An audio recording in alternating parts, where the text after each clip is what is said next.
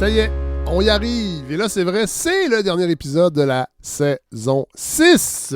Je vous le promets, il n'y en aura pas d'autres qui vont s'ajouter. Aujourd'hui, je vous propose deux choses, deux blocs en fait. Le premier bloc, c'est Melika Abdelmoumen, qu'on a déjà entendu à plusieurs reprises ici, essayiste, chroniqueuse, rédactrice en chef de Lettres québécoises, qui est en France. En fait, il est parti en France juste avant les élections législatives, donc après les européennes.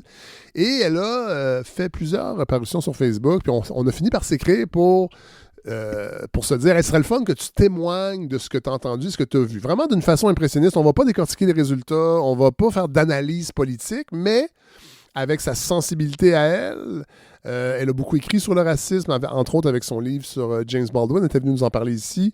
Je trouvais ça intéressant d'avoir ce point de vue-là. Elle était à Lyon, entre autres. Je crois qu'elle va nous parler de Saint-Étienne. On verra tantôt. Donc, c'est ce que je vous propose en premier bloc. Et en deuxième bloc, on va présenter deux numéros et on va discuter avec les gens de l'Inconvénient et de la revue Spirale. On va parler de sport, en fait, de l'esprit sportif. Pas l'esprit sportif dans le sens de « tu as perdu, je te serre la main », mais l'impératif sportif, en fait, pour être plus précis, avec Mathieu Bellil et Sarah-Louise Pelletier-Morin. Et avec Catherine Chagnon, on va également parler du nouveau numéro de Spirale et de l'artiste d'Éric Jarman. Donc, voilà, un bon épisode tout le monde.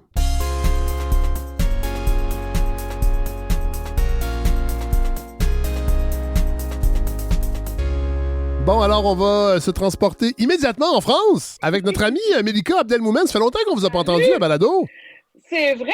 Ben écoutez, tout le monde était occupé, tout le monde menait ses combats. Ben, vous êtes rendu, on se retrouve. Vous êtes rendu à Franco Nouveau, c'est pour ça, là. Vous êtes rendu une star. J'irai peut-être pas jusque-là. Bon, et là, on s'est écrit il n'y a pas si longtemps. Évidemment, moi, j'ai parlé un peu des élections d'abord européenne et ensuite législative en France, et toute cette peur de la montée de l'extrême droite. Finalement, on crie un peu ouf, mais en même temps, pas tant que ça. Et entre-temps, vous avez fait des publications Facebook, puis on s'est écrit pour se dire que ça serait le fun d'avoir un peu votre témoignage, parce que vous êtes retourné en France pour les vacances. Juste au moment où de ce bouillonnement politique, et je me disais, ça serait le fun d'avoir les observations de Melika. Fait que peut-être juste nous réexpliquer vous êtes où exactement. Là, il va peut-être avoir des petits glitches technologiques. On a essayé d'une autre plateforme, ça marchait pas. Là, on est sur FaceTime. Alors, c'est le dernier épisode de la saison. Alors, indulgence, tout le monde à la maison. Voilà. Écoutez, moi, disons que j'ai un rapport particulier avec la France parce que j'ai vécu ici une douzaine d'années, entre 2005 et 2017. Je vis avec un Français, je suis la mère d'un Français, donc j'ai aussi de la famille en France et beaucoup d'amis très proches.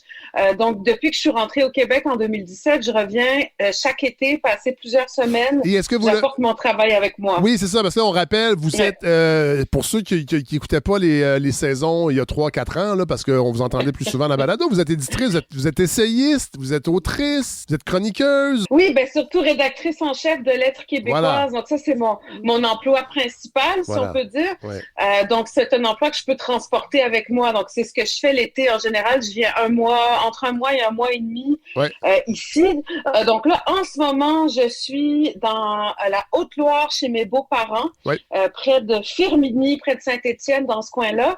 Mais juste avant, je suis allée passer une semaine à Lyon, qui est la ville où j'ai habité pendant ces 12 années, donc retrouver les amis et tout ça, et vivre notamment le deuxième tour des élections avec des amis dans un quartier qui s'appelle la Croix-Rousse, qui est l'ancien quartier des ouvriers de la soie, où, c'est pas compliqué, c'était la gauche contre la gauche. OK. Bon. Oui, et l'autre quartier où j'ai habité, qui s'appelle les Gratte-Ciel à Villeurbanne, c'était aussi la gauche contre la gauche. Donc, j'ai habité dans des quartiers un peu particuliers.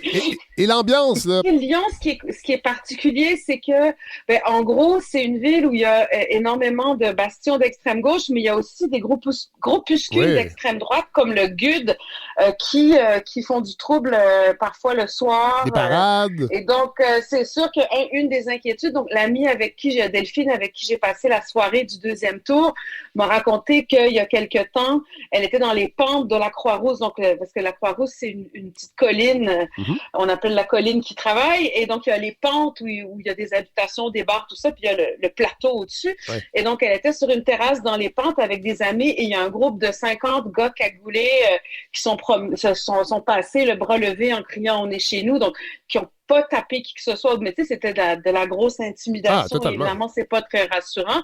Et il y en a pas mal. Et donc, disons que moi, je suis...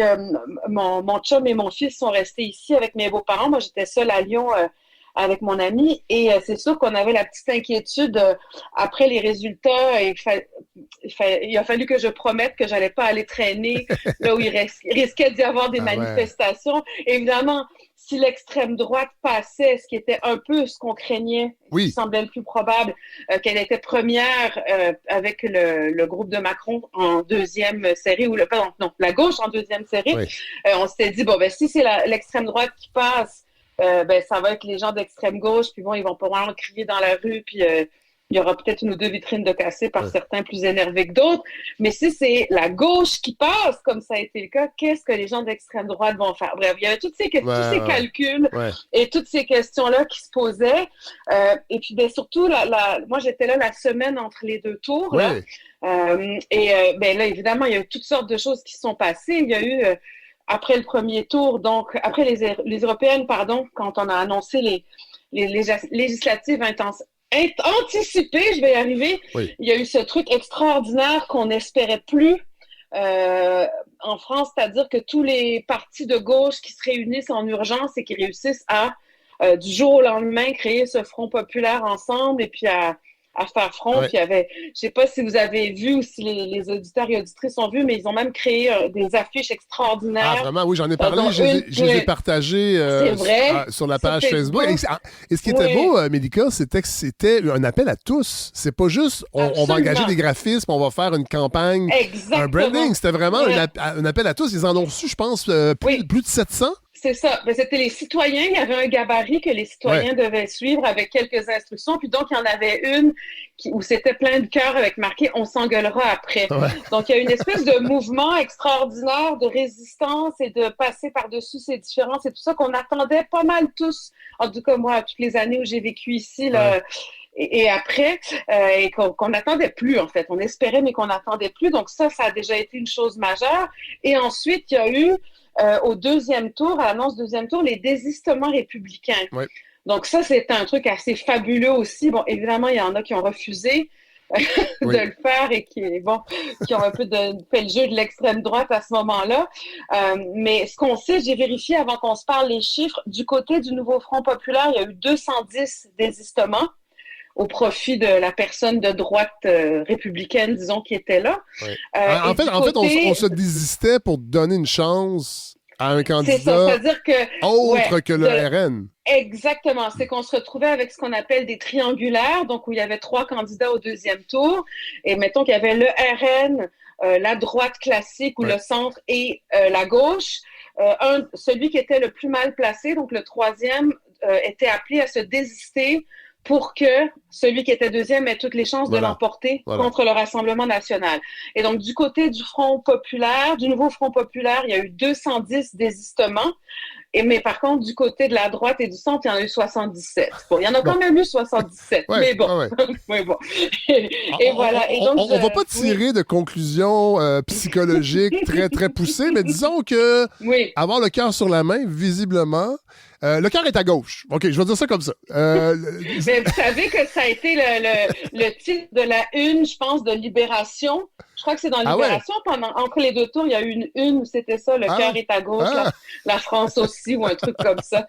Oui. Je suis pas sûre que la France soit totalement à gauche, mais bon, c'est... Mais non, parce que bon, là, si on compte en vote absolu, c'est pas le cas. Oui. Cela dit, quand Macron est rentré la première fois, c'était la même chose. On n'a pas remis en doute. Oui. Là, on va pas décortiquer le résultat des élections. On le dit tout de suite aux gens. Là, c'est pas ça l'idée. Ça a été fait par tout le monde. On fera pas mieux. Vous êtes arrivé juste après les élections européennes, donc juste avant le premier tour? Juste avant, je suis arrivée le 28 juin. Donc, la première semaine, j'étais chez mes beaux-parents. Donc, on a vécu le premier tour en famille, où là, il y a des allégeances très différentes. Mon mari est plus centre-gauche. Moi, je suis très, très, très, très à gauche. Même certains pourraient dire extrême-gauche. Et mes beaux-parents sont plutôt de droite républicaine. Donc, on a des bons débats à table, ce qui est une chose qui n'est pas un problème du tout ici. Et donc, la deuxième semaine, là, j'étais à Lyon avec les amis qui, pour le coup, sont pas mal tous à gauche. Et donc, ce qui était vraiment spécial, mais j'en ai parlé dans un article dans Le Devoir, qui est paru, je pense, mardi, je sais plus, mardi, le 2 jours après les résultats. Et ce que je racontais, c'est que l'ambiance dont on n'a pas beaucoup parlé, je trouve, et c'est pour ça que je l'ai écrit, parce que j'avais le goût qu'il y a une voix québécoise différente des habituelles. Ce que j'ai constaté, moi, vraiment, c'était ce que j'avais constaté quand je vivais ici pendant les périodes très difficiles comme les attentats. C'était une espèce de résistance, une espèce d'attitude, déjà une espèce de solidarité dans les rapports de tous les jours, dans les commerces, dans la rue, une espèce de bienveillance mutuelle, de toutes sortes d'échanges qui vont se nouer avec le boulanger, avec le caviste, avec la caissière du Monoprix, avec le gars qui distribue des tracts dans la rue. Et puis, un côté, refuser de se laisser paralyser par la peur. Parce qu'on avait peur, on avait quand même peur. Hein. Je veux dire, quand on a appris que le Rassemblement national, non seulement n'était pas premier, mais qu'il était troisième, il y a eu des cris sur la terrasse où j'étais. Les gens se sont mis à chanter « La jeunesse emmerde le Front national ». C'était des chin-chin à 100 personnes qui se connaissaient pas. C'était extraordinaire. On s'y attendait pas du tout. Mais toute la semaine qui a précédé, il y a quelque chose qui a fait que j'ai commencé à espérer que le Front national, le Rassemblement national, ne rentre pas, parce que je voyais un truc que je retrouvais ce qui fait que j'aime beaucoup la France, c'est cette espèce de côté républicain, parce que c'est pas seulement chez les gens de gauche, hein, c'est aussi chez les gens de droite républicaine, ce côté, on se met ensemble, on se bouge, on se soutient et on se laisse pas intimider. Ça veut dire quoi, le côté républicain? Disons que pour moi, ce que ça veut dire, après, c'est ça, il faudrait demander à des politologues de manière plus exacte, évidemment. Mais pour moi, être républicain en France, ça veut dire que c'est lié à ce que je vous disais tout à l'heure sur cette espèce de capacité à débattre quand on n'est pas du même bord politique. C'est cette capacité à faire passer l'intérêt de la République, donc du pays, avant la partisanerie ou avant les convictions personnelles. Je vais vous donner un exemple très précis parce que, là, il y a eu les résultats que vous savez et Emmanuel Macron et son équipe ont un peu de difficulté à concéder au Front populaire, au nouveau Front populaire, la victoire. Parce que c'est une victoire très serrée. Ils disent que personne n'a gagné. C'est ça, ce qui n'est pas vrai. Mais non. Parce que quand c'est arrivé que c'était eux qui étaient en avant, mais pas en majorité absolue, c'était une victoire. Tout à fait. Et donc là, il y a une colère, juste pour faire une parenthèse, il y a une grande colère chez les gens de gauche qui ont voté 2 fois Macron et qui, là, se sont désistés et ont voté pour quelqu'un de droite pour faire le barrage républicain. Et là, comme ils disent ici, les castors sont fatigués. Non, mais les castors, c'est quand même le symbole du Canada, là, pour les Français. Ah oui, non, mais là, les castors, c'est ceux qui ont fait le barrage républicain. Oui, OK. Ah, mon Dieu, c'est bien drôle, ça. OK, je comprends. Oui, donc les castors sont fatigués de faire un barrage et se faire entuber après. Et surtout que parmi les députés macronistes qui ont été élus, il y en a certains qui ont leur fesse sur une chaise de député parce que quelqu'un s'est retiré à gauche. Oui, voilà. Évidemment, il y a ce qui se passe dans les médias, il y a ce qui se passe en coulisses qu'on apprendra peut-être plus tard. Mais pour l'instant, la crainte, c'est que Macron ne lâche pas le pouvoir, qu'il fasse comme si les résultats aux urnes n'étaient pas ceux-là. Puis les gens sont inquiets de se retrouver avec un gouvernement de droite alors que il y a eu ce vote-là. Non, voilà. Et il y a un homme qui s'appelle Dominique de Villepin, ancien premier ministre de droite, qui était sous Sarkozy. Quand je suis arrivée, c'était lui le premier ministre, qui est vraiment pas mon préféré, mais que je respecte. Enfin non, je dis ça, plus ça va, plus je l'apprécie. Et donc, lui, il a pris la parole hier à heure de grande écoute au journal télévisé pour dire il y a des règles dans la République, il y a une tradition républicaine. Macron doit laisser la gauche faire un gouvernement. C'est eux qui l'ont emporté. Ouais. Et donc, c'est ça être républicain. Vous voyez ce que je veux dire? C'est passer par-dessus le fait que lui, il est de droite et il est du côté qui a perdu. Mais on passe par-dessus ça parce que là, il y a une urgence. C'est qu'il ne faut pas que le Rassemblement national rentre en 2027 parce que les gens de gauche vont en avoir, les castors vont en avoir tellement marre qu'ils vont s'abstenir la prochaine fois. D'ici, j'ai beaucoup suivi le jeu médiatique de cette élection. Vous étiez là-bas parce qu'il y a des gens qui disent que c'est les médias qui ont démonisé l'extrême droite en faisant fi du fait que médiatiquement, avec l'Empire Bolloré, entre autres, on martèle. Oui. En fait, la montée de l'extrême droite en France est grandement imputable à l'empire médiatique. C'est pas seulement Bolloré, mais Bolloré est peut-être celui qui mène. Bolloré et l'autre qui détient BFM TV, dont j'ai oublié le nom de famille, mais j'ai écouté un peu BFM TV quand j'étais ici. Disons que j'ai essayé de pas me laisser happer par les médias et l'Internet comme je fais quand je suis au Québec, parce que là, j'étais sur place. Donc, je voulais plus discuter avec les gens. Mais c'est vrai que, par exemple, les deux chaînes de Bolloré, C8 et CNews sont en audition devant l'ARCOM en ce moment. Là, ils viennent de recevoir deux amendes à CNews, justement. Et là, ils sont en audition auprès de l'ARCOM, donc qui va attribuer ou non les fréquences à certaines chaînes. Et donc, il y a 24 chaînes qui postulent et il y a 15 places, si je ne me trompe pas. Et la place de CNews et C8 est menacée. Évidemment, on n'ose pas espérer. Ici, on n'ose pas espérer. On a l'impression qu'ils vont rester pour toujours. Mais bon, effectivement, c'est très problématique. Et il y a aussi Europe 1 qui appartient aussi à Bolloré. 2 semaines avant le deuxième tour, ils ont fait une émission spéciale avec Cyril Hanouna de 2 heures par jour où c'était exclusivement des gens d'extrême droite qui étaient reçus ou presque. Oui. Donc là, il y a eu aussi... Et ils ont créé, Mélika, ils ont créé cette émission-là. C'est quelque chose sur la tête, là. Je me rappelle plus du titre exact, là, mais... J'ai oublié le titre, oui, mais on marche sur la tête. Oui, c'est ça. On marche sur la tête. Et ça a été annoncé à la toute dernière minute, création de cette émission-là, tout de suite après les élections européennes.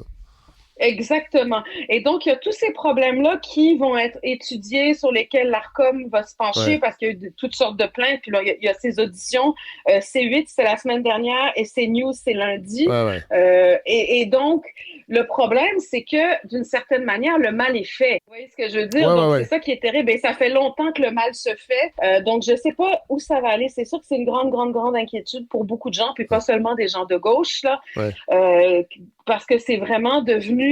Et même, bon, il y a eu, je sais pas si vous avez suivi ça, mais concernant CNews, Mediapart a fait tout un dossier d'enquête qui montrait qu'il y avait carrément des fausses informations qui étaient répétées toute la journée, alors que le service légal avait envoyé un message aux animateurs en leur disant « On ne peut pas dire ça tout de suite, on n'a pas de confirmation. » Donc, il y a des gros problèmes de ce côté-là.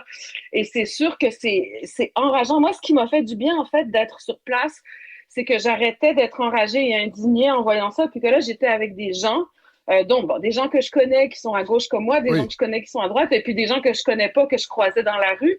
Et je me souviens, j'ai quelques amis qui s'inquiétaient pour moi, qui disaient « Est-ce que t'es correct? Comment sont les gens? Est-ce que tout le monde est en larmes? Est-ce que c'est l'apocalypse? Est-ce qu'on entend les bottes? » Tout ça.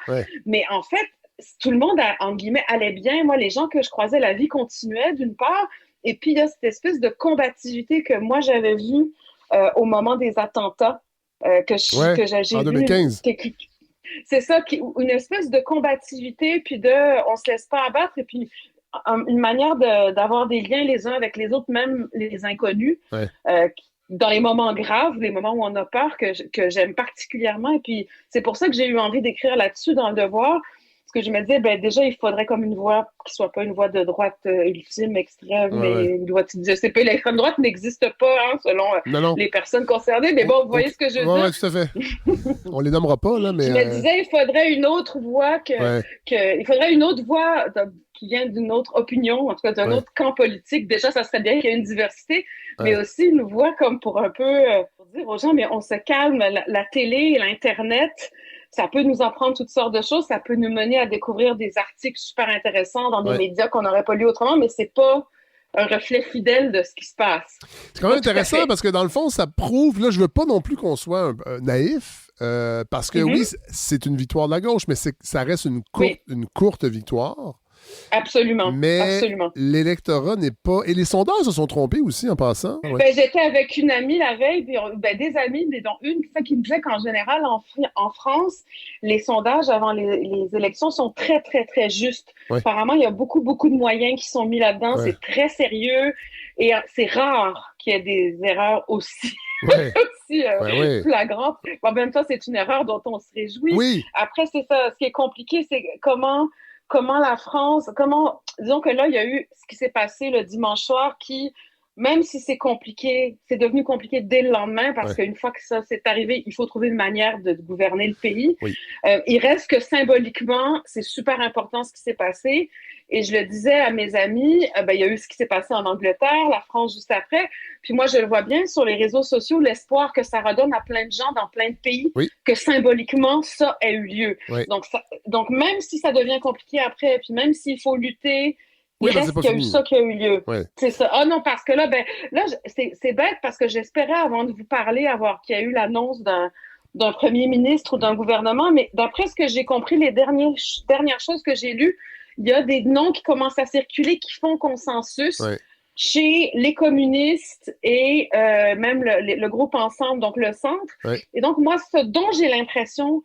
Quand on essaie de s'extraire de tous ceux qui font leur show médiatique en ce moment puis qui s'invectivent les uns les autres, j'ai l'impression qu'il y a des gens du nouveau Front populaire qui sont en discussion avec des gens du centre pour essayer de faire une coalition, comme une sorte de gouvernement d'union nationale. Est-ce que je prends mes rêves pour des réalités?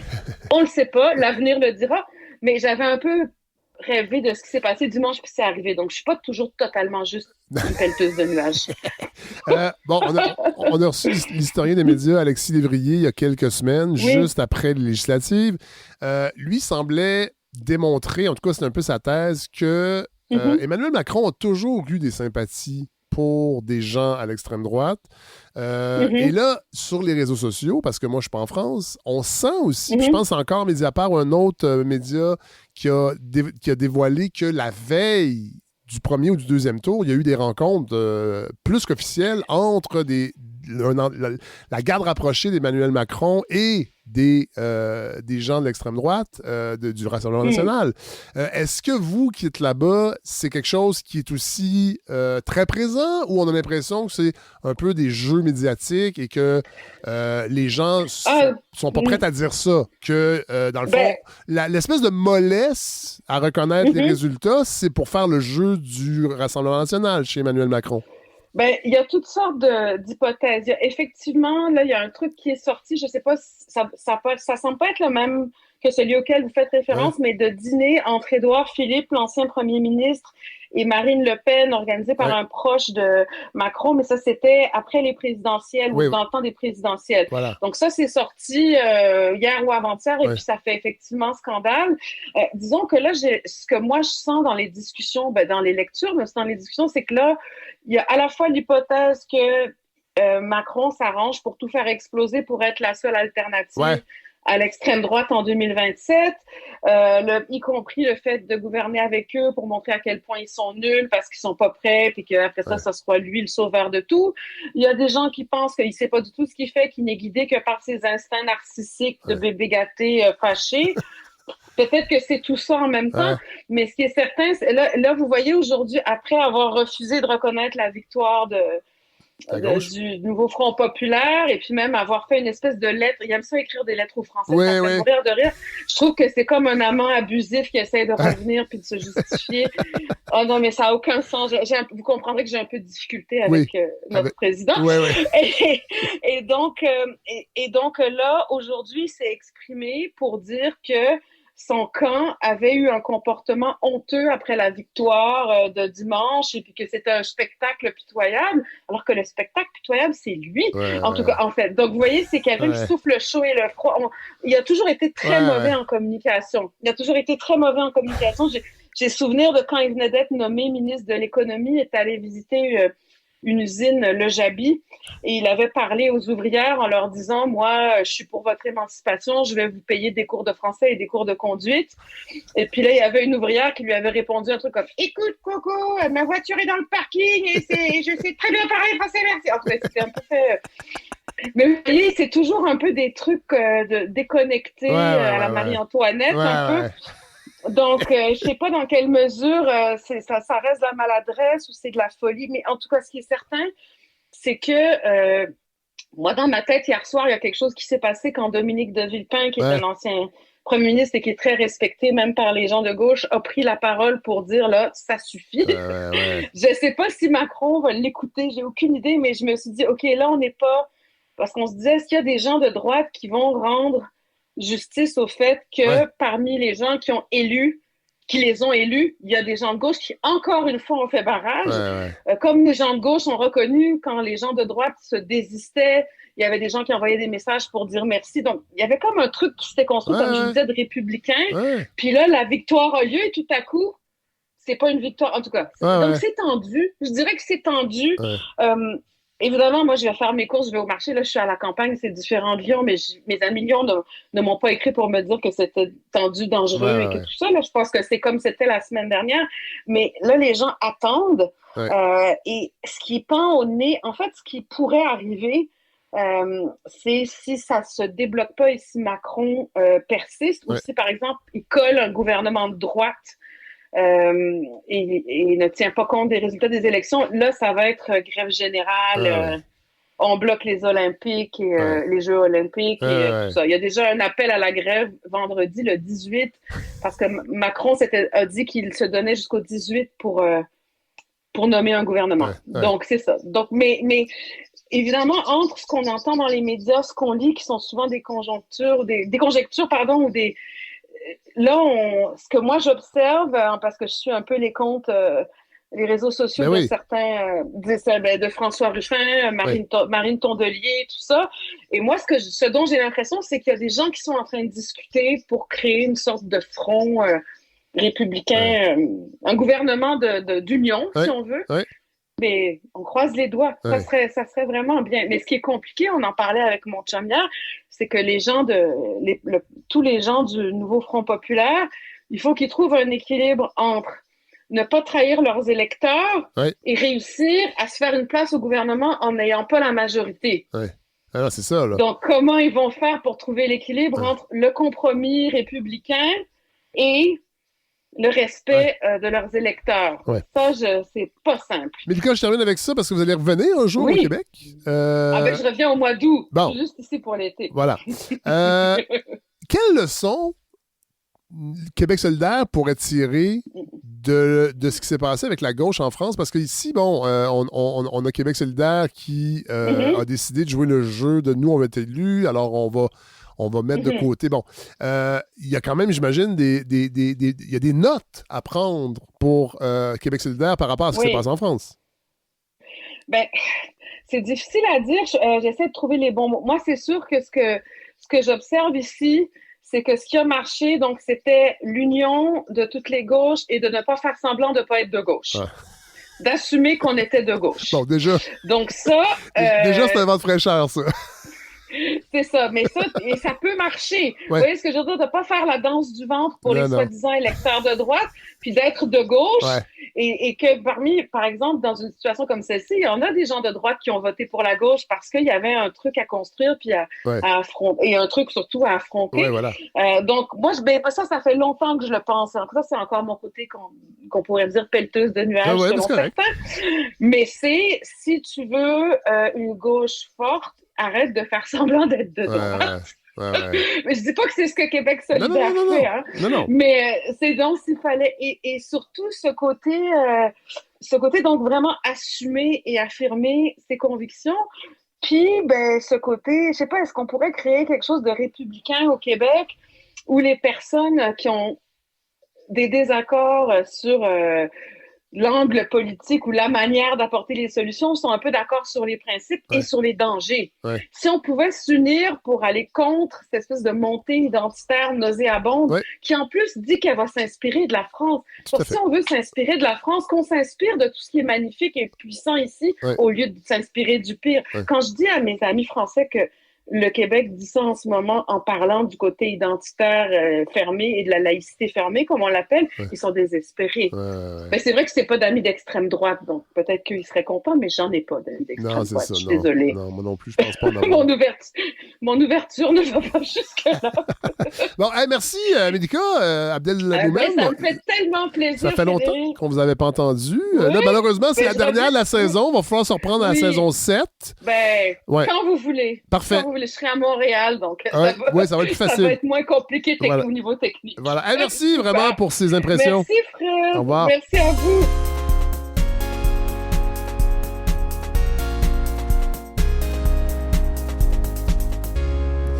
Dernier segment, revue, /magazine. Et là, on va faire 2 sorties de magazine en même temps. En fait, on va saluer les gens de l'Inconvénient. Bonjour, M. Bellil. Salut, Fred. Comment ça va? Ça va très bien. Sarah-Louise Pelletier-Morin, ça va bien? Ça va très bien. Merci. Vous, Fred? Ça va très bien, merci. Ça avait l'air... Ça vous fait du bien, hein, je pense. C'est le dernier segment comme ça. Ça achève. Et Catherine Chagnon? Oui, bonjour. De Spirale. Salut. Directrice, rédactrice en chef. Voilà. De Spirale. Mais alors, 2 numéros qui sont sortis il y a quelques semaines. Et vous savez qu'on aime beaucoup parler de magazine ici, surtout que vous payez très, très cher pour être ici. Faut quand même le dire. Non, c'est des blagues. On est obligé de retirer nos CELI, c'est des blagues, c'est pas très cher. En hypothèque, tout, là. On va commencer avec l'inconvénient parce que les Olympiques s'en viennent à Paris. Ouais. Et c'est pas le thème direct de ce numéro-là, mais c'est une thématique quand même qui est connexe. C'est le numéro 97. Oui, l'impératif sportif. Voilà. C'est un numéro, en fait. Alors, bien sûr, c'est tout à fait dans l'air du temps avec l'Euro, le Tour de France. Tout se passe en presque... L'omniprésence du sport. Oui, c'est ça qui est frappant. Puis, si on réfléchit pas trop, là, on peut penser que c'est là depuis toujours. Alors qu'en fait, le sport, et évidemment, surtout le sport professionnel, c'est un phénomène très récent dans l'histoire de l'humanité. Et ça occupe aujourd'hui une place incroyable. Oui, vraiment. Vraiment, sur le plan médiatique, sur le plan même ça remplit aussi, c'est ce que, je crois que c'est Umberto Eco qui disait, ça remplit aussi une fonction de bavardage un peu futile. C'est-à-dire, les gens qui ont rien à se dire ont toujours une opinion sur la dernière opération faite par le Canadien. Si vous n'aimez pas parler de météo, c'est ça. Votre plan B, c'est le sport. Exact, c'est ça. Non, mais et en soi, peut-être que c'est une bonne chose que ça existe pour ça. Et puis dans le titre, hein, puis Sarah-Louise a fait un très beau texte, on va en parler, mais dans le titre, il y a l'impératif. C'est-à-dire que aussi, on est dans un monde où il suffit pas d'être un spectateur, hein, il faut faire du sport et il faut en faire le plus possible. Oui, mais ça, c'est bien. Oui, c'est bien, mais en même temps, si je reprends une idée de Gunther Anders, qui était, je trouve, très intéressante, il dit au fond, le sport, on s'est mis à faire du sport le jour où le travail a cessé de nous épuiser physiquement. Il y a pas si longtemps, nos ancêtres qui étaient cultivateurs ou bûcherons, ils ne leur seraient jamais venu à l'esprit d'aller jogger le soir ou d'aller faire des pompes ou des redressements assis à côté de la grange. C'est vrai. Ils auraient dit, voyons, vous êtes malades, vous. Ouais. Et d'ailleurs, même aujourd'hui encore, dans les campagnes, souvent, les fins de semaine, c'est pas pour aller faire du sport tel que nous, on le pense à la ville. Ouais. C'était pour aller faire du skidoo, du 4 roues, c'est-à-dire, parce que physiquement, ils sont fatigués. Ouais. Ils sont fatigués. Nous, on n'est pas fatigués. Donc, faut courir. Faut courir, tourner en rond. Ouais. Comme Sarah-Louise, d'ailleurs, le fait merveilleusement, parce que, c'est ça, elle nous parle de ces rondes d'exercice. Ben oui, je cours, mais j'ai un rapport qui est tellement complet. En fait, je pense que mon hésitation introduit bien mon texte parce que je parle de ma pudeur à parler du sport. Ah donc, ouais, hein? Ouais, je trouve ça... je suis pudique par rapport au sport. On dirait que j'ai de la misère à articuler ça avec la littérature ou avec ce que je pratique qui est plus du domaine des idées. Ouais. Donc, j'ai une pudeur aussi, peut-être parce que y a une sorte de compulsion chez moi, une addiction au sport, puis d'en parler, ça parle un peu de mon rapport à la mort, finalement. Ouais. OK. Je sais pas si vous, Fred, moi, je cours. Vous faites du sport. En fait, oui, moi, j'ai beaucoup fait de sport beaucoup plus jeune. Mais j'ai joué au hockey jusqu'à l'âge de 16 ans de façon tout à fait intense et passionnément. Dans des ligues organisées, dans la rue, j'ai joué au baseball, j'ai joué au football, bon, j'ai joué au tennis. Après ça, j'ai plus vieux, je me suis mis à jogger. J'ai beaucoup jugé les gens qui joggaient à une certaine époque. Moi, je les juge pas, je peux juste plus courir parce que j'ai mal partout. Ah, c'est ça.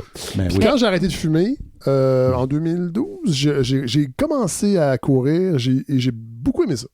Mais là, je me suis calmé parce que moi aussi, je peux avoir un rapport assez intense. Quand t'arrêtes de boire, t'arrêtes de fumer, habituellement, c'est parce que quand tu fais des choses intensément. La compulsion. Ouais, puis là, j'ai réussi à circonscrire ça à seulement jogger avec Miville le matin. Ouais. On va à la garderie ensemble. Lui est en trottinette. Il est redoutable. Ouais. Je l'ai croisé hier. Il dit lui-même, c'est Miville Rapido.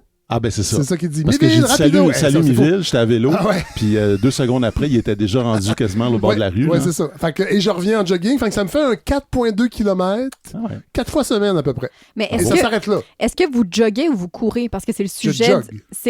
parce que c'est le sujet du texte de Martine Belland quand même qui réfléchit à la différence entre le jogging et la course. Ça, c'est d'ailleurs très intéressant, le texte de Martine Belland sur le jogging, parce que... Mon Dieu, on dirait qu'on s'est préparé. Elle nous rappelle que... Elle nous rappelle que, en fait, évidemment, courir, c'est une activité humaine qui date de l'époque la plus lointaine, mais dans la modernité, il y a un rapport très différent selon le genre. C'est-à-dire que les femmes, pendant très longtemps, on n'a pas pensé que les femmes pouvaient courir. On trouvait ça, presque indécent. Et dans les années, je crois, les années 60, 70, à un moment donné, une coureuse américaine qui s'inscrit au marathon de Boston et elle le fait sous un nom d'un homme. Parce que 60-70, là, on parle pas des années 1920, là. Non. Et quand les organisateurs la voient courir, ils veulent l'arrêter. Et puis même, elle parle de l'écrivain japonais Murakami qui a beaucoup écrit là-dessus, sur le jogging, puis qui lui-même a de la misère avec l'idée d'une jeune femme à la queue de cheval sur un campus d'université américaine en train de courir. Il y avait de la misère avec ça. Et Martine, c'est comme si elle écrit son texte un peu pour répondre à ça. Mais est-ce que c'est pas un peu, parce que on parle de course, c'est intéressant parce que métaphoriquement ou figurativement, on court déjà tout le temps. Tout le temps. Oui. La vie est une course. Oui. Et peut-être que ne pas courir est une manière de résister à cette idée d'accélération, de vitesse qui nous est imposée partout. Peut-être. Peut-être aussi que quand je souhaite me faire du bien en faisant de l'exercice, je choisis de le faire autrement et ailleurs. Oui, il y a plein d'autres. Donc voilà. Okay. Mais d'accord. Dans ce dossier-là, l'impératif sportif, il y a un texte de Benoît Melançon? Oui. Ben oui, Confession d'un fan. Oui. C'est intéressant, c'est le texte qui ouvre le dossier parce que Benoît, en fait, il est un peu comme bien des gens, c'est-à-dire à la fois il est fasciné. On sait que Mélenchon a écrit des livres sur Maurice Richard, sur le hockey, sur même langue de puck, hein, c'est-à-dire tout le vocabulaire autour du sport. Puis en même temps, il peut pas faire autrement que se rendre compte que le sport est toxique à plein de niveaux. Tout à fait. C'est un peu la transposition à l'échelle. C'est un peu une transposition du capitalisme, c'est-à-dire les meilleurs gagnent, les plus évidemment, et plus on est bon, plus on s'enrichit, tout ça. Puis bon, évidemment... Mais en même temps, il y a un partage des revenus. Oui. Très communiste. Bravo, oui, c'est vrai. Entre autres, dans la NFL, c'est juste difficile de rentrer dans le Cénacle. Oui. Mais quand vous y êtes... Là, vous parlez des propriétaires, là. Oui. Oui, parce que les joueurs, eux autres, ils n'ont pas de contrat garanti. On peut les jeter comme des vieilles chaussettes. Quand même. Oui, mais vous savez que la moitié à peu près des joueurs de la NFL, quand ils prennent leur retraite, font faillite un an plus tard. Mais c'est parce qu'ils sont un peu niaiseux. Non, mais on va se le dire. Peut-être. Il y a moyen... Oui, peut-être. Tu sais, quand t'as fait 22 millions en 5 ans, puis il te reste plus d'argent à la fin, pour vrai... Non, c'est sûr que tu as flashé un peu, on va dire ça. Mais en tout cas, c'est un texte intéressant parce que Benoît dit, au fond, comment faire pour concilier cette fascination vraiment fanatique et avec toutes les contradictions, toutes les aberrations. Tout à fait. Puis je pense qu'on est beaucoup dans ça. Parce que, je veux dire, on les regarde quand même. Les Jeux olympiques, on va les regarder. Le baseball, j'ai déjà été un grand fan de baseball. Il y a un texte de Gabriel Bergeron-Poulain, le baseball au pied du Mont-Royal. Et c'est intéressant parce qu'il rappelle une chose qu'on oublie avec le baseball. Nous, ça nous fascinait à chaque fois d'aller voir un match, pas de chronomètre. Et on oublie que c'est à peu près le seul sport où il n'y a pas de chronomètre. D'ailleurs, donc, techniquement, un match pourrait durer des semaines. Mais là, vous avez entendu parler de... Vous savez maintenant qu'ils ont mis un chronomètre pour le temps que le lanceur peut prendre. Tout à fait. Ça fait 2 saisons, je pense. C'est une hérésie. Ah, totalement. Enlevez les pubs à la place si vous trouvez ça trop long. Mais c'est un excellent texte de Gabriel Bergeron-Poulain, justement. Je pensais à vous, Fred, parce qu'il me semble que ça s'adresse bien à vous, ce texte-là. Un jeu contre le capitalisme. Hein? C'est ça qu'il dit. Il dit que si le hockey est sérieux, sacré et rapide, le baseball s'avère oisif, profane et lent. Tout à fait. C'est peut-être une façon de détruire le capitalisme, de se réapproprier le baseball. Ceci dit, sans vouloir être trop pessimiste, c'est mal parti quand même pour le baseball. Ah, ben oui, pour devenir une contestation du capitalisme. Ah, tout à fait. Mais non. Puis il y en a d'autres qui disent plutôt que c'est une forme de... En fait, le baseball est plutôt le sport américain par excellence parce que c'est l'individualisme. Oui, c'est vrai. C'est l'individu qui domine presque sur l'équipe. Tout à fait. Évidemment, on retrouve les chroniques de Stanley Péan, Georges Privet et Robert Lévesque.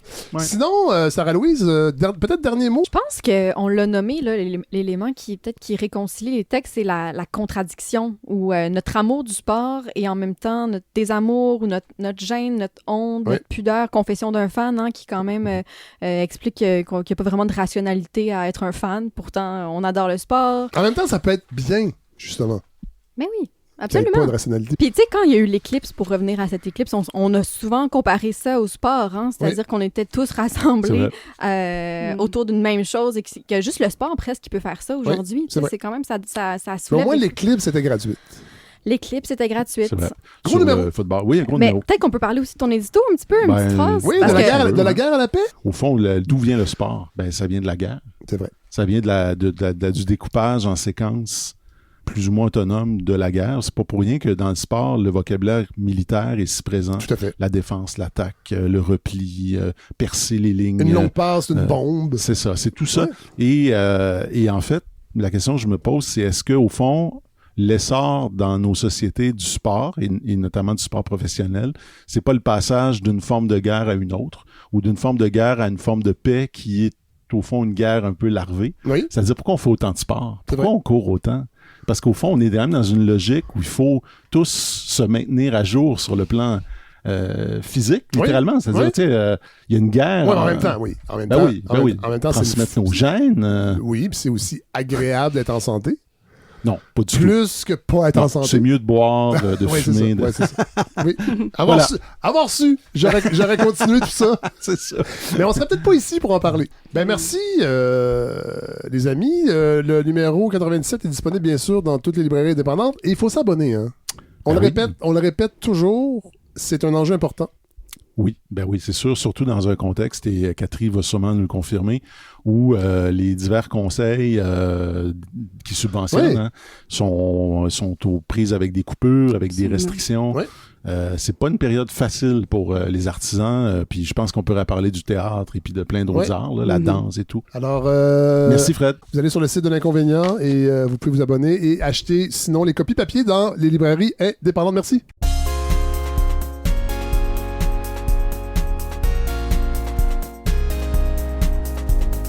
Catherine Chagnon. Bonjour. On va aller ailleurs? Oui. On sera pas dans le sport. On va être dans l'horticulture. Est-ce qu'on est dans l'horticulture? Oui, on est dans le jardinage, assurément. Donc, numéro 286 de Spirale. Parlez-nous de ce numéro. Jardin Germane, le titre de ce numéro dirigé par Colin Zouvi. C'est un numéro, en fait, qui s'inscrit dans une série qu'on fait à Spirale sur des figures intellectuelles, artistiques ou littéraires chaque année, de façon un peu systématique depuis 2021. Nos numéros de printemps sont consacrés à des figures qu'on choisit pour toutes sortes de raisons et notamment en fonction d'un engagement de longue date que Spirale a vis-à-vis des artistes, des écrivains du sida. Oui, fauchés par le sida. Et comme vous le savez, les grandes années du sida sont datent les années 80-90 et depuis quelques années, on commémore les anniversaires de décès de plusieurs grandes figures. Oui. On a commémoré celle de le décès d'Hervé Guibert en 2021. On lui avait consacré un superbe dossier dirigé par Daoud Najm. Et dans la foulée de ce dossier-là, on a choisi cette année de se pencher sur le travail, l'œuvre de Derek Jarman, cinéaste britannique, qui est assez peu connu ici. Oui, étrangement. Oui et non, ça dépend dans quel cercle. Je vais vous dire pourquoi, c'est ça. Parce que vous le connaissez plus que vous pensez, mais c'est peut-être juste une petite partie de son œuvre. Son cinéma est connu par les cinéphiles, mais le dossier qu'on a décidé de réaliser pour Spirale se concentre sur un autre aspect de son travail qui est en fait le jardin qu'il a lui-même créé, cultivé, pendant les dernières années de sa vie, il a acquis, en fait, Jarman en 87, après avoir reçu un diagnostic de séropositivité. Oui, c'est ça. Il se sait malade. Il se sait malade, tout juste, et il choisit de se réfugier dans le Kent, dans un endroit qui s'appelle Dungeness, au bord de la mer, dans un endroit très étrange. À l'horizon, il y a une vieille centrale nucléaire, et il choisit dans ce lieu qui s'appelle Prospect Cottage, qui est une petite maison de pêcheurs abandonnée un peu là sur la grève, de cultiver un jardin. À partir de ce qui pousse là, de ce qu'il plante, mais aussi de ce qui est recraché par la mer, des déchets. Donc, ça crée un jardin très, très étrange qu'on a décrit comme un jardin queer, un jardin punk, un jardin à la fois un refuge, un mémorial qui est devenu en fait l'emblème de la mémoire des communautés LGBTQ+. En Angleterre, lieu vraiment singulier qui est devenu aussi le décor de plusieurs de ses films vers la fin de sa vie, en particulier The Garden, tourné en 90, qui est considéré comme son film testament pour ses amis morts du sida, mais aussi de plusieurs de ses films Super 8, des productions plus expérimentales. Est-ce que le lieu existe encore? Tout à fait. Le lieu existe encore. Il est conservé, notamment grâce au compagnon de Derek Jarman qui est décédé il n'y a pas très longtemps, Collins, et aussi de ses amis, dont Tilda Swinton, qui était sa muse, en fait, puis qui a investi beaucoup pour que Prospect Cottage soit conservé. Et c'est un lieu qui sert maintenant même de résidence d'artistes, qui accueille des artistes pour des projets de création. On peut visiter pendant certaines saisons. Et c'est un lieu qui est cultivé encore par un jardinier qui s'appelle Johnny Bruce, qui a presque écrit un texte dans le dossier, mais qui nous a laissé tomber à un certain moment. Mais on était très contents de l'avoir attrapé et il nous a filé entre les mains. Voilà. Sinon, ce grand dossier, on retrouve votre éditorial, Ritournelle de la précarité. Oui. Et sinon, on retrouve des textes de Catherine Mavriakis. Oui. Mathieu Moire. Oui. Alex Noël. Les Sœurs de la Perpétuelle Indulgence, c'est qui ça? Ah, ça, c'est très intéressant. Alors, les Sœurs de la Perpétuelle Indulgence, c'est une congrégation de bonnes sœurs un peu iconoclastes. En fait, c'est un mouvement militant LGBTQ+, qui est né à San Francisco en 1979 et qui était un peu une réaction au conservatisme de l'époque et qui s'est donné pour mission de, en parodiant les rituels et l'organisation de l'Église catholique, qui s'est donné pour mission de lutter contre l'homophobie, aussi de poser des actions pour prévenir, pour la prévention contre le sida, et qui sont en fait des espèces de drag queens déguisées en religieuses. Elles sont extraordinaires. Et il y a des couvents à travers le monde. Il y en a plus d'une centaine maintenant. Et à Montréal, on a un couvent de Sœurs de la Perpétuelle Indulgence. Et ces personnes-là, elles se déguisent très joyeusement, en fait. Et elles participent à des événements. Cool. Elles militent dans les parcs, tout ça, pour aller auprès des gens. Et elles ont écrit un texte dans le dossier. Et elles ont aussi fait une conversation avec Catherine Mavriakis au moment du lancement du numéro à la Cinémathèque québécoise. C'était formidable. Elles étaient toutes déguisées, paillettées.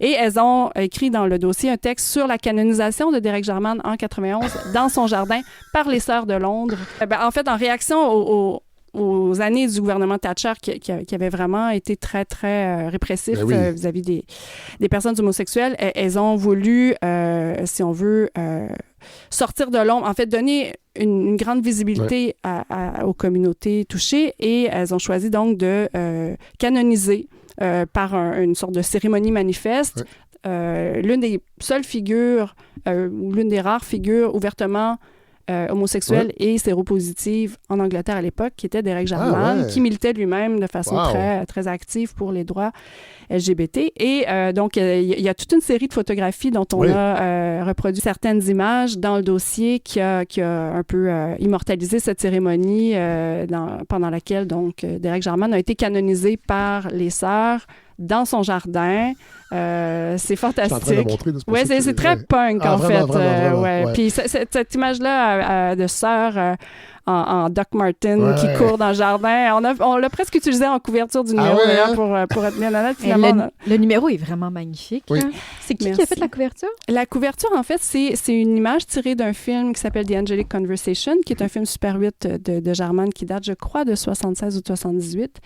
et dont le producteur nous a fourni l'image. Wow. C'est assez magnifique. On a travaillé très fort avec la designer graphique de Spiral pour trouver cet équilibre-là dans le dossier entre des images très qui témoignent de l'espace jardin de Germaine, de toute sa nature assez... et quelque chose d'un peu plus... en fait, des images de film, aussi trouver le bon équilibre pour traduire l'esprit de ce jardin-là, qui est à la fois... sans tomber dans le romantisme, ni tomber dans le militantisme trop affirmé. Pas l'oublier que les revues, puis on aurait pu dire la même chose, un inconvénient, ce sont de beaux objets à tenir entre les mains. C'est quand même important. Puis Catherine, la dernière fois que vous étiez venue, vous en avez parlé de ça, ce souci-là, qui a animé la refonte. Catherine, moi je vois le nom de Nicole Brossard, là, je suis curieuse. Nicole Brossard signe... Un texte poétique, absolument magnifique, qui n'est pas un texte sur l'œuvre de Derek Jarman, ni sur... mais qui s'inspire en fait de l'idée du jardin comme... en fait, qui cultive son propre jardin d'écriture. Et c'est magnifique, Nicole Brossard, donc, qui nous permet aussi, dans ce dossier-là, de s'ouvrir. Hein. Spiral, on n'est pas connu pour publier de la poésie tant que ça, mais ce texte-là vient vraiment enrichir le dossier, lui donne une extension, lui donne une actualité. Nicole Brossard... tellement magnifique. C'est dur de réagir à ce texte-là. Il est tellement beau, c'est un objet en soi. Puis on a eu la chance de l'entendre aussi à voix haute, réciter au moment du lancement.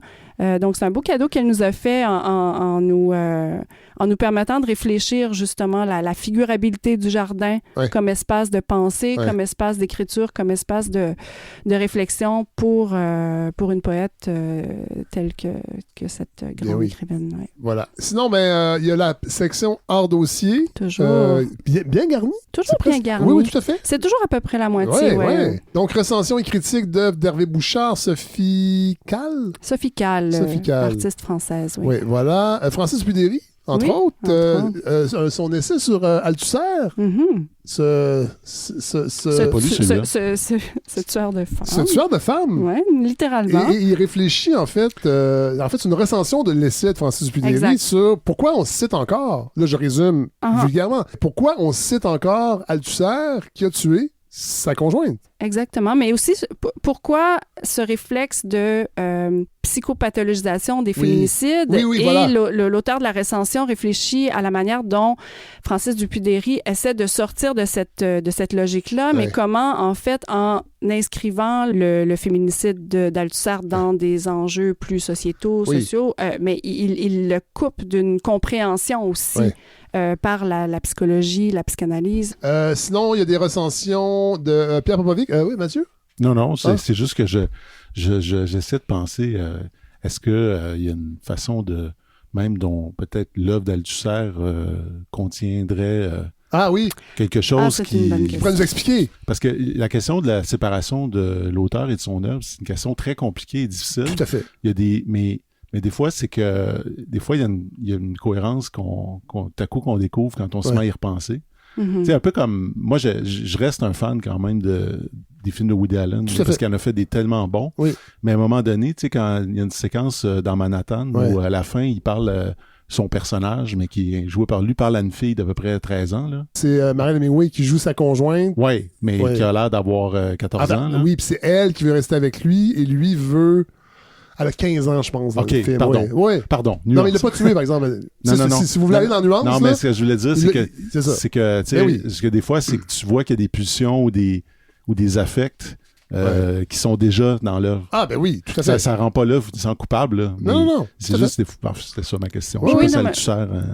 Je sais pas, je le connais pas assez, mais c'est intéressant ce que tu dis parce qu'en fait, on pourrait penser aussi... on pourrait adopter la logique inverse, c'est-à-dire que est-ce que dans l'œuvre, il y a des choses qui permettent d'éclairer la biographie de l'auteur ou de l'artiste, c'est-à-dire que ça va dans les deux sens. Oui, c'est ça. Juste couper, ça, c'est une mauvaise lecture. J'ai encore Voyage au bout de la nuit dans ma bibliothèque en haut. Honte à toi. J'ai pas ces autres écrits, j'ai juste celui-là. Mais de la même façon qu'on... De toute façon, Céline, on le sait, Céline. Hein? Ben oui, mais comme Heidegger... Oui, Heidegger, c'est un bon exemple. Il y en a plein d'exemples. Ben oui. Dernier mot, Catherine Chagnon? Que dire comme dernier mot? Achetez-le. Achetez-le. Peut-être un mot sur le portfolio d'Ève Tagny, qui est aussi une belle proposition. En fait, c'est la première fois qu'on essaie ça. On a... d'habitude, on fait des portfolios où il y a un texte de réflexion d'un auteur ou d'une autrice sur le travail d'un artiste. Et cette fois-ci, on a donné comme un peu une carte blanche à l'artiste pour... dialoguer avec le dossier. Et Ève Tagny, qui déjà travaille sur le jardin, nous a fait une super belle proposition d'après Germane, où elle nous crée par des fragments de texte et de photographie un espèce de jardin intercontinental qui réfléchit à des questions postcoloniales, des questions de cloisonnement, de propriété, de possession, qui est assez riche aussi. Donc, voilà, pour renchérir sur la dimension visuelle du numéro, on est allé de ce côté-là aussi. On va se procurer donc ce numéro 286 de Spirale, lui aussi disponible dans toutes les bonnes librairies indépendantes. On s'abonne aussi? On s'abonne, c'est vraiment important. Oui, vraiment. Je sais que dans les médias, on aime bien ça dire l'été qu'on lit des polars. Parce que les gens, ils deviennent niaiseux l'été, ils sont plus capables de réfléchir. Alors ici, à la balado, on fait pas ça. On suggère de lire des revues et des magazines parce que, par leur côté éclectique et en même temps dense, je trouve vraiment que c'est des bonnes lectures à l'année, mais particulièrement en vacances, quand on n'a pas à se... On n'est pas pressé par le temps, on a des heures devant nous. C'est ça. C'est l'été qu'on a plus les moyens de penser. Et c'est le moment de lire les revues. De faire un peu de rattrapage. C'est chouette aussi de découvrir des auteurs, des autrices aussi qui en sont à leur premier texte. On voit leurs idées germer. Des fois, ça va produire des essais plus tard. Moi, c'est ça que j'aime dans les revues. Oui, c'est des laboratoires. Des laboratoires, oui. Hey, bon été, les amis. Merci d'être venus toute cette saison. J'espère qu'on va se retrouver à l'automne. Ça va être votre décision plus que la mienne. Vous êtes bienvenus. On va se recroiser quelque part cet été, c'est certain. Alors voilà.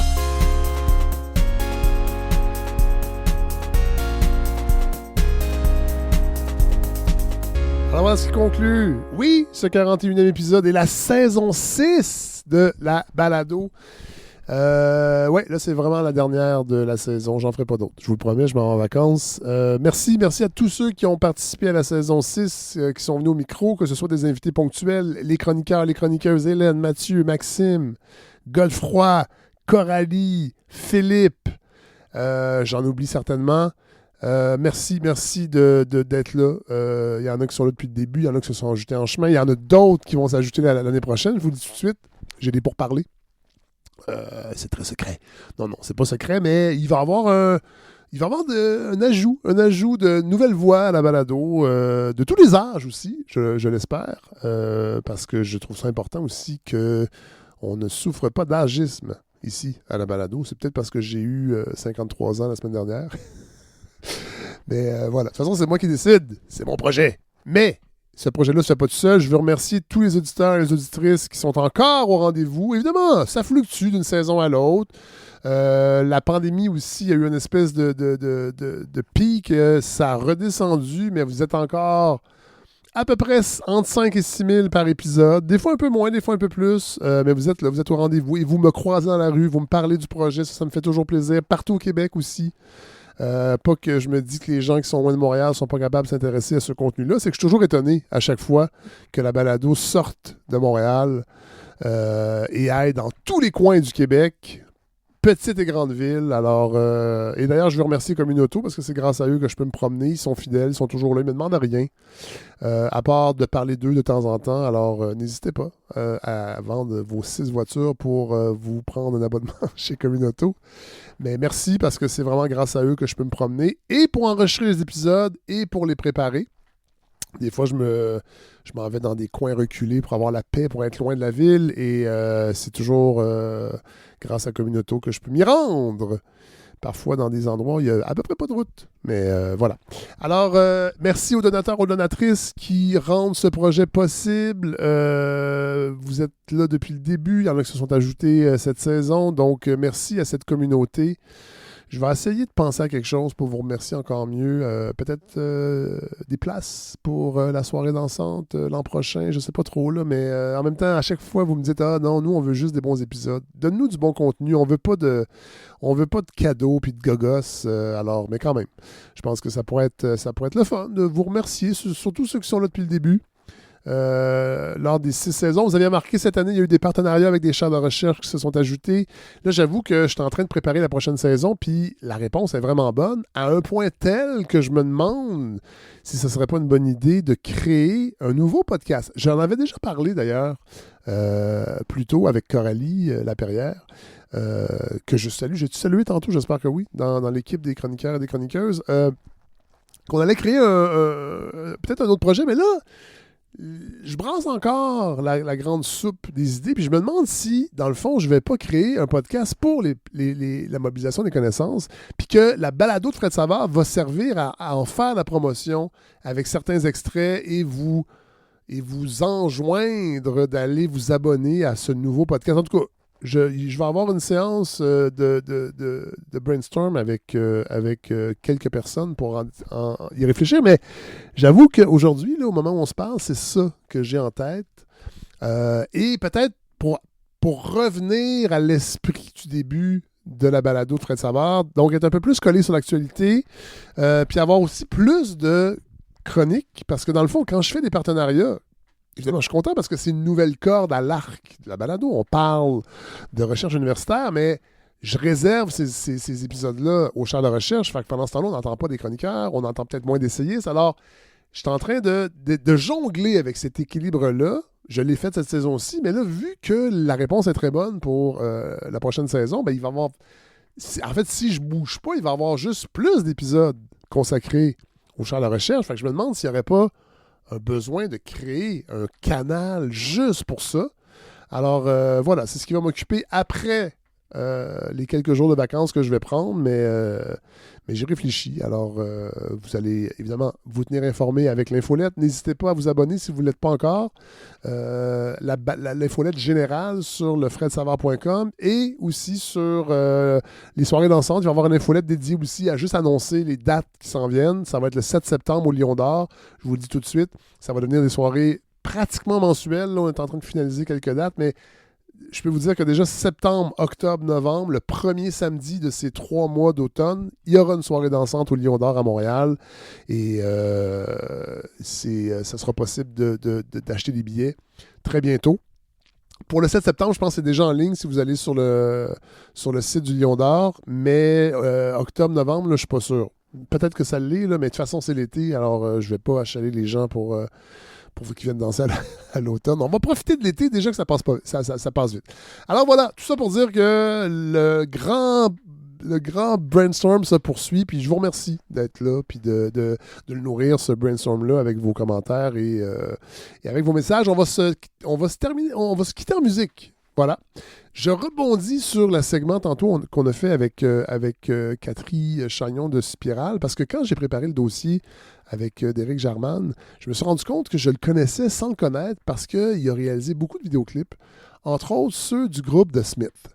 Puis The Smith, ça a été un peu ma porte d'entrée pour la musique alternative. Avant, j'avais découvert le punk avec les Stray Cats, avec plutôt les Slash. Les Clash, en fait, les Slash.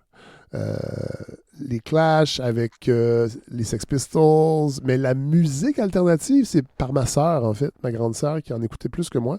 Et elle avait reçu via Columbia la cassette Standing on the Beach de Cure, et elle avait aussi reçu l'album The Queen is Dead de Smith.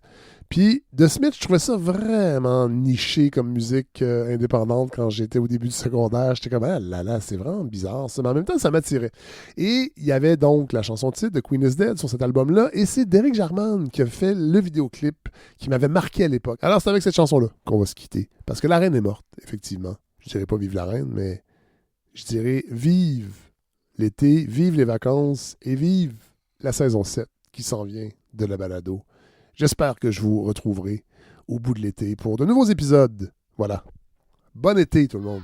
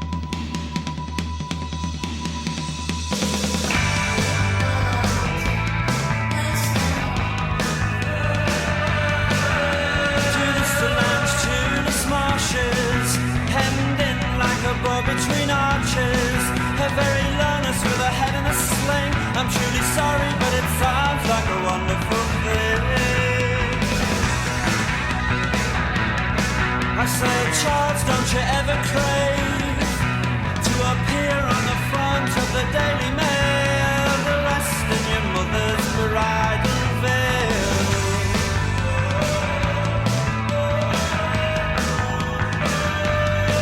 And so I checked all the registered historical facts, and I was shocked into shame to discover how I'm the 18th pale descendant of some old queen or other. Oh, has the world changed? The river changed. Oh, has the world changed? The river changed. Some 9-year-old tough who peddled drugs, I swear to God, I swear, I never even knew what drugs were.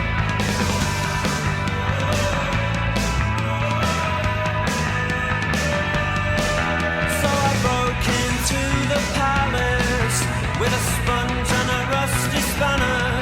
She said, I know you and you cannot sing. I said, that's nothing, you should hear me play piano. We can go for a walk where it's quiet and dry and talk about precious things. But when you're tied to your mother's apron, no one talks about castration.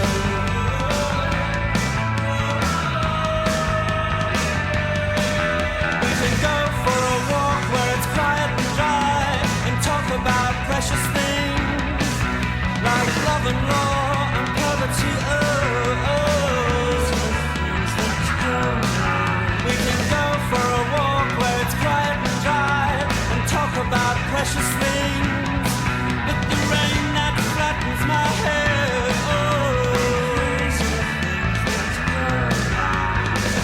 all the lies about makeup and darkness.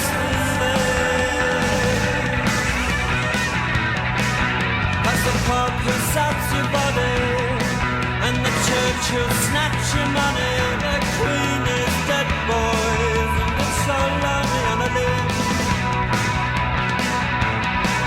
That's the pub that breaks your body, and the church, all they want is your money. The